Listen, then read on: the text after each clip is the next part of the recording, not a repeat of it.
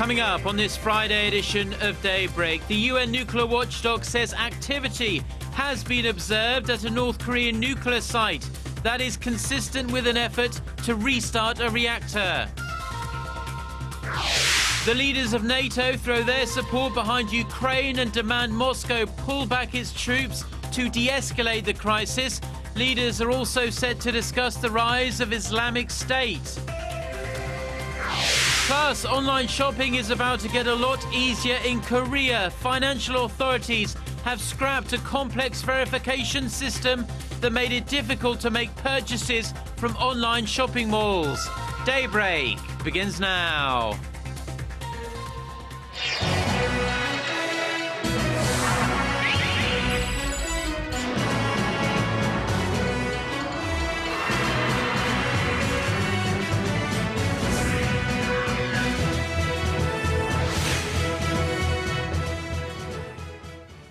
Hello and thanks for joining us. To our viewers around the world, it's 6 a.m. on Friday, September 5th here in Seoul, the last day before the 5-day Chuseok holiday. It's great to have you with us. I'm Mark Broom and you are tuned in to Daybreak.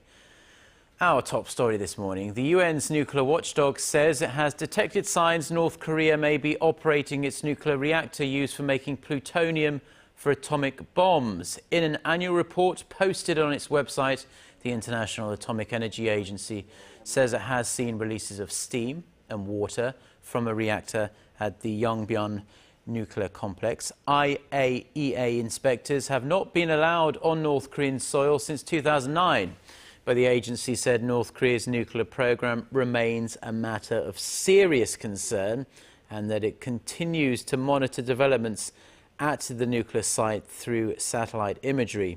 North Korea announced last year that it would restart its 5-megawatt research reactor at the complex, saying it was seeking a deterrent capacity. Washington's new chief nuclear envoy says the United States has restarted its own diplomatic channel with North Korea to secure the release of 3 American detainees there. Speaking at a forum in Washington on Thursday, Sidney Seiler said Washington has been working through the New York channel as well as the Swedish embassy in Pyongyang to try and resolve this very thorny issue. The so-called New York channel refers to meetings between North Korea's UN delegation and US officials. Seiler said the 3 cases have posed significant obstacles to US-North Korea ties, and he urged Pyongyang to act in a humane and right way. Seoul and Washington will establish a combined division of their troops next year with the task of carrying out wartime operations. South Korea's defense ministry says the unit will be the first of its kind in the entire world. It will be set up in the first half of next year and will be headed by a major general-level US officer. Details on the new unit's missions are not available, but officials say during wartime it would carry out special operations such as eliminating weapons of mass destruction and civil missions against North Korea. President Park Geun-hye is plugging ahead with her deregulation drive, calling for the removal of regulations that hinder individuals from participating in the generation and sales of energy. At an international forum on renewable energy in Seoul on Thursday, President Park said having individuals and communities create energy markets of their own could foster new energy-related industries. The government has been promoting new investment opportunities in the renewable energy sector in the process of trying to tackle the huge problem of climate change. The president also stressed the need to ease investors' concerns about the risk of innovation and establish an energy export model to meet global demands. Now, if you speak to any foreigner who's lived in Korea for an extended period of time, they will tell you that shopping online can be a complicated and extremely frustrating ordeal, but some much-needed relief is on the way as the government is working towards changes that will simplify the process a great deal. Our Yulian has the details. In 2008, the personal information of about 10 million people is leaked from an online shopping mall. Another 20 million customers fall victim in 2009 and 2010 when a total of 25 online shopping malls are hacked into. And since Koreans are required to provide their social security numbers, birth dates, and other personal info to sign up for a membership, all of it is exposed. Foreigners don't have the same problem because they don't have Korean social security numbers, but that presents another issue for them, as they're unable to shop online without such a number. To combat data leaks and increase the accessibility to online shopping malls for foreigners, the government has decided to do away with a number of measures by the first half of next year. Providing social security numbers will no longer be a requirement for Koreans when making purchases online, and foreigners will be able to purchase goods by verifying their identity through credit cards. We are going to devise new regulations for core growth areas like e-commerce. To do so, we are going to set up a panel of people from different fields of expertise. By breaking down the barriers to online shopping for foreigners, the government expects exports in the sector to increase to $300 billion by 2017, up from about 24 million last year. Yurian, ARIRANG News. Well, now, cigarette prices have remained steady at around $2.50 since the year 2008, right here in Korea. Most people, especially those of you watching in Western countries, would say that is extremely cheap, too cheap even. Those days may be behind us soon, though, because the government wants to almost double the price of a pack of cigarettes to hopefully get more smokers to stub out their unhealthy habit. Our Shin Se-min reports. Smokers in Korea will soon have to pay an extra $2 for a pack of cigarettes. This as the government and the ruling Saenuri Party have come to an agreement on raising cigarette prices in a bid to reduce the nation's current smoking rate. The change is nothing more than a proposal right now, but smokers are already looking ahead. It is working as a motivating factor for me. I think I'll finally quit once the price goes up, both because of my health and the economic burden. It's a burden. I don't think I'll be able to maintain the amount I smoke once the price goes up. It's just too much. The 80% price hike on a pack of cigarettes would narrow the gap between Korea and the OECD average, which is $6.40. More than 37% of Korean males over the age of 15 currently smoke. That's the second highest rate among OECD member nations, behind only Greece. The low cost of cigarettes in Korea has been pinpointed as a major reason for the high smoking rate. Making them more expensive, experts say, will have an effect particularly on younger Koreans who are not economically independent. A quarter of high school students admit to having used tobacco at least once in their lives. Studies show that raising the price of cigarettes also has an effect on people who are economically independent. The consensus among global researchers is that a 10% increase in the price of cigarettes results in a 3 to 5% reduction in the smoking rate. The government says it's still fine-tuning the details of the plan, but the price hike will almost certainly happen in stages, as a sudden increase will likely be met with backlash by smokers. Shin Se-min, ARIRANG News. Now, this month, the month of September, promises to be one to remember for tech enthusiasts and more specifically smartphone users, which I guess means most people these days. Not only is Apple expected to unveil its iPhone 6 next week in California, but Samsung's Galaxy Note 4 and its Galaxy Note Edge have landed, and they are garnering some really rather favorable reviews. Our Park Ji-won reports. Samsung Electronics has pulled the curtain back on 4 new models, including its new flagship, the Galaxy Note 4. It comes with a 5.7-inch Super AMOLED display and a 16-megapixel camera with an optical image stabilization function. And unlike its predecessor, the Galaxy Note 3, the new version features a sleek metal frame design. The Galaxy Note 4 will continue to set industry standard for how smartphones should help our lives become more enriched, more enjoyable, and more efficient. Another new phone, the Galaxy Note Edge, is also catching the attention of industry insiders, namely for having a display screen that extends to the right edge of the phone, which can be used to show a scrollable panel of information. For me, the most curious thing is Galaxy Edge, because I heard some rumors, but it was years ago. It was the most,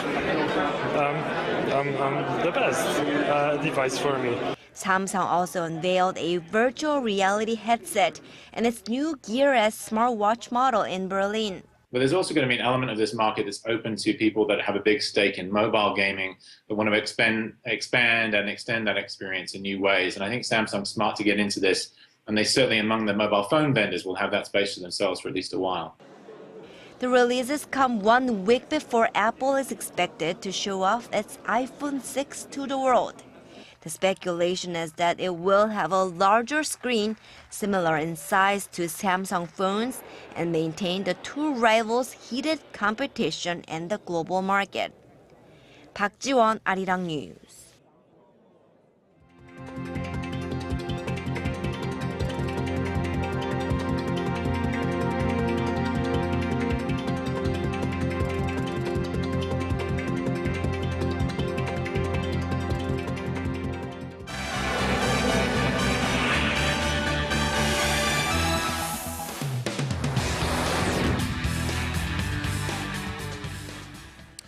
Well, now it's time for a look through the international headlines we're following on this Friday morning. For that, we turn to our Eunice Kim at the News Center.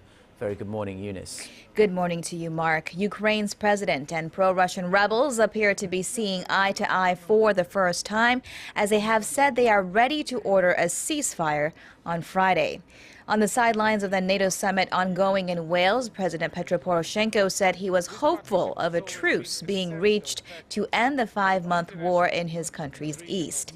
He said it would be contingent, though, on a Friday meeting in Minsk between the envoys from Ukraine, Russia, and Europe's OSCE security watchdog at 2 p.m. local time. Meanwhile, during the first day of the 2-day summit, NATO members said they stood with Ukraine in the face of Russia's quote, destabilizing influence. Members of the military alliance called on Moscow to pull back its troops from Ukraine and end the illegal annexation of Crimea. More sanctions are expected to be imposed on Russia on Friday as well. And while the threat of the Islamic State is not on the formal agenda of the NATO summit, it will dominate discussions on the sidelines. In a joint editorial piece contributed to the Times ahead of the summit on Thursday, U.S. President Barack Obama and David Cameron of the UK outlined the need for an international coalition to tackle the, quote, brutal and poisonous militants, and urged states like Jordan and Turkey to join in the effort.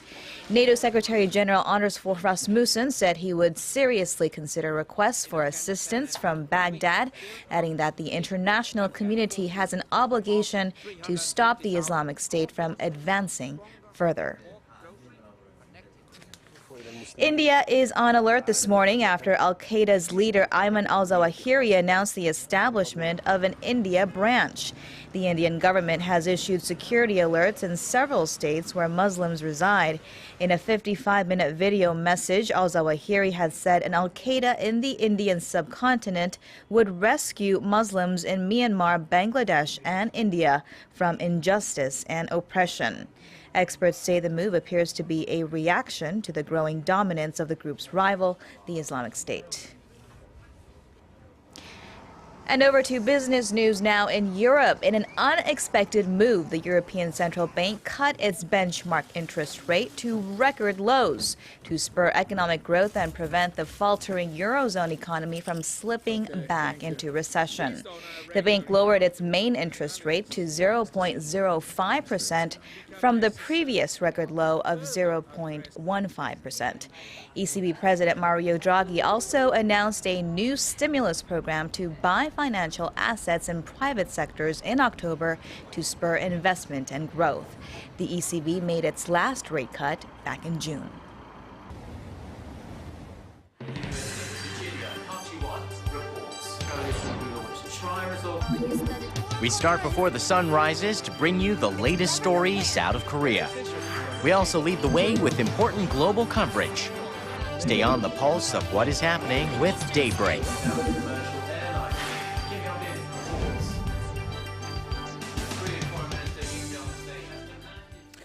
Now, on to a shocking new report by the World Health Organization that shows that one person dies as a result of suicide every 40 seconds. It cites mainly economic factors as the reasons for people taking their own lives and notes that 3 times as many men as women kill themselves. Our Kim Min-ji reports. Over 800,000 people commit suicide worldwide every year. That means someone takes their own life every 40 seconds. A new report by the World Health Organization showed low and middle-income nations accounted for about 75% of all cases around the world.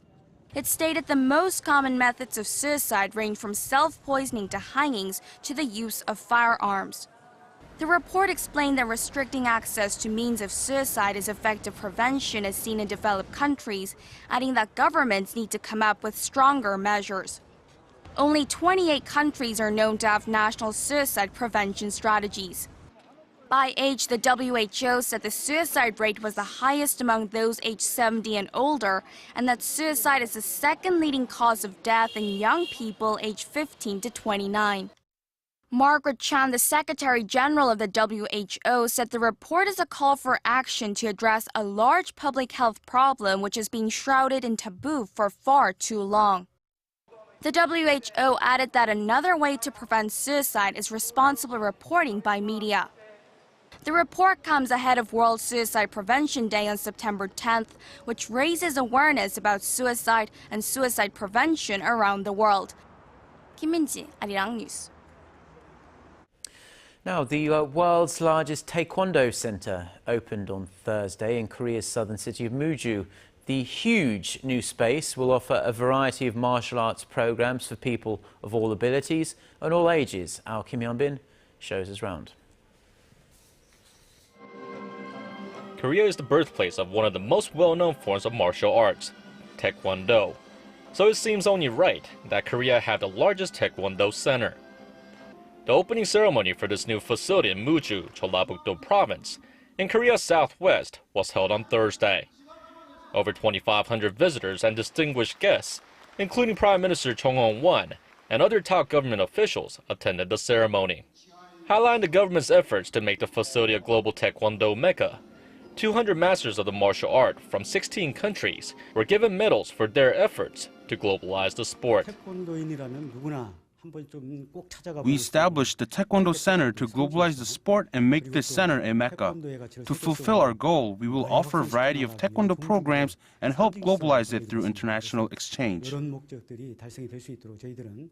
Local residents are also proud to see such an amazing center of sporting excellence set up in the heart of their community. As a Muju resident, I am pleased to see the opening of the Taekwondo Center. The center was established and represents Muju, the Republic of Korea, and will be a good chance to promote the sport around the globe. The world's largest Taekwondo center is built on over 2.3 million square meters of land, 10 times the size of Seoul World Cup Stadium, and is capable of accommodating 1,400 people at once. The center also has interactive facilities where visitors and pro athletes can hone their Taekwondo skills.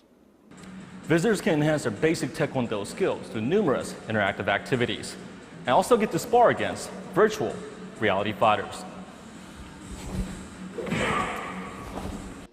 At a cost of $240 million, the center also includes the world's largest Taekwondo arena, a museum, an experience hall, and many other points of interest. Kim Yongbyon, ARIRANG News, Muju.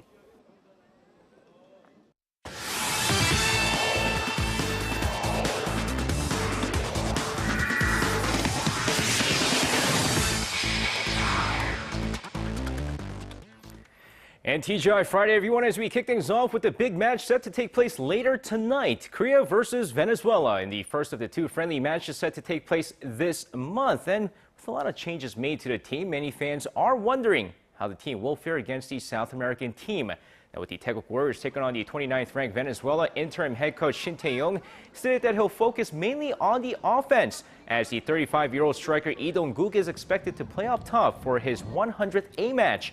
But the key player in this match will be midfielder Ki Sung-young, who is expected to control the offense, as Lee Bum-young is set to start as the goalkeeper, with Chung Sung-young not being called up for the national team. Well, the Chuseok holiday is just around the corner, and many people in the nation will enjoy a nice 4 to 5 days of vacation. But for the Incheon Asian Games athletes, there is no such thing as Chuseok break. With the Incheon Asian Games 2 weeks away now, the Korean athletes competing in the big event are expected to continue training even on the Chuseok day. But according to some of the athletes, they're used to not having the Chuseok holiday off, as the National Sports Festival usually takes place shortly after the Chuseok each year. Moving on, Korea is now 4-0 in the 2014 FIBA World Cup after losing to Angola, Australia, Slovenia, and Lithuania. But now, let's make that 0-5 as Mexico thrashed Korea 87-71, ending the tournament without a single win. Now, hopefully not a confidence breaker for the team before heading into the Asian Games. And now with that, shifting over to Thursday night's KBO action, the Samsung Lions shut out the Hanwha Eagles 4-0, with the Lotte Giants coming back to beat the SK Wyverns 6-4, and the Nexon Heroes crushed the NC Dinos 13-5, with Park Byung-ho becoming just the second player in history to hit 4 home runs in the game. Meanwhile, let's take a look at the two Seoul rivals square off as the Tusan Bears took on the LG Twins. And of course, going into the game here, 4th inning of the game, Oh Ji-hwan leading off the inning deep to right field, gone, and the LG Twins take a 1-0 lead. Several batters later, Park Young-taek with an RBI single to right makes it 2-0 before Lee Byung-gyu makes it 3-0 with an infield single. Stayed that way until the 6th inning. Yang Lee-ji grounds 1 to third, but an error scores Jorge Cantu, and it's now 3-1. 9th inning, Tucson trailing 3-2. Kim Hyun-soo deep to right center, and we're tied 3-3. Now this game goes to the distance, but after 12 innings of play, it ends in a tie 3-3. And now finishing things off, NFL fans are getting excited as the 2014-2015 NFL season kicks off with their very first game of the season, as the Green Bay Packers are set to face off against the defending champions, the Seattle Seahawks. And with the kind of defense that the Seattle Seahawks have been showing in the past few seasons, they might be the favorites to defend their title. But many believe that the San Francisco 49ers might give them a hard time returning to the Super Bowl, as Peyton Manning and the Denver Broncos look to bounce back from their Super Bowl collapse against the Seahawks as well. And that's going to wrap it up for me. This has been SJ. Have a great Chuseok holiday, everyone, and see you guys again for your sports needs.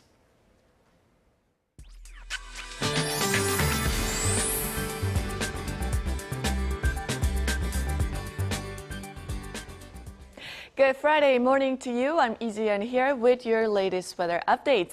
It's going to be sunnier than yesterday. As we can see, there are hardly any clouds hanging around the peninsula, but some parts of the southern coast areas and inland regions are seeing light layers of fog this morning, which is causing low visibility. So if you're in those regions, please drive with extra caution.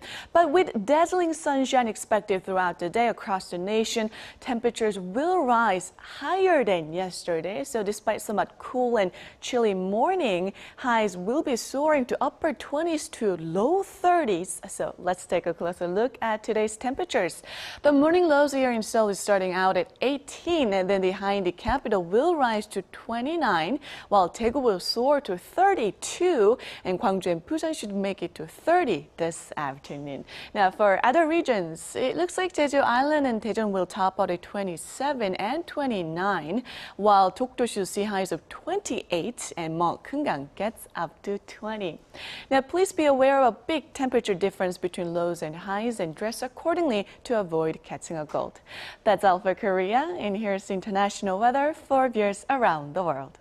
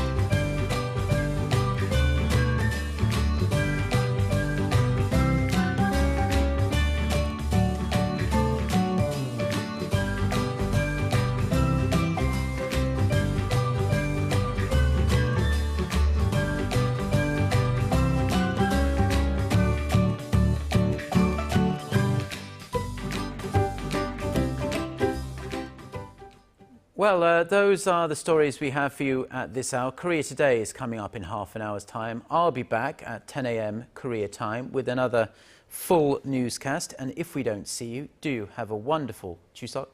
Goodbye.